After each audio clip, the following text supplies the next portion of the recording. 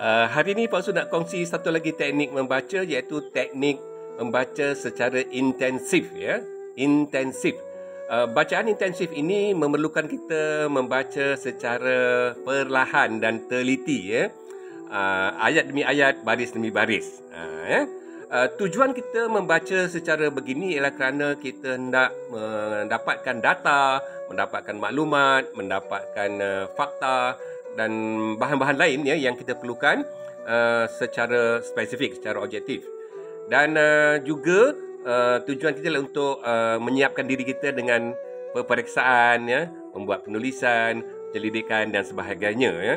Jadi cara membaca secara intensif ni memerlukan kita membaca secara skimming dulu, secara keseluruhan. Lepas tu baru kita pergi pada secara intensif, iaitu kita baca ayat demi ayat, baris demi baris, perenggan demi perenggan, ya. Dan semasa kita membaca, ya, secara teliti ni dan secara intensif ni, kita perlu menyediakan nota. Ini bezanya bacaan intensif dan bacaan skimming, ya. Dan skimming tak ada nota.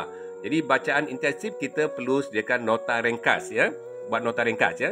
Memudahkan kita nak buat rujukan kembali nanti, ya. Jadi bila kita dah baca, faham, ya, kita buat nota. Dan nota yang sebaiknya ialah kita buat nota mind mapping ataupun peta minda, ya. Jadi bila kita dah siap satu topik ataupun satu topik, kita semak kita punya mind mapping, kita cuba tengok kita faham tak faham, ya. Ingat tak ingat, ya. Kalau kita ada tempat-tempat yang kita mungkin tak faham, ya, kita mungkin boleh tandakan, ya, dan kita boleh tanyalah dengan pensyarah, dengan kawan dan sebagainya, ya. Ataupun kita buat rujukan lanjutan di bahan rujukan yang lain, ya, yang berkaitan dengan topik yang kita sedang cuba nak kuasai, ya.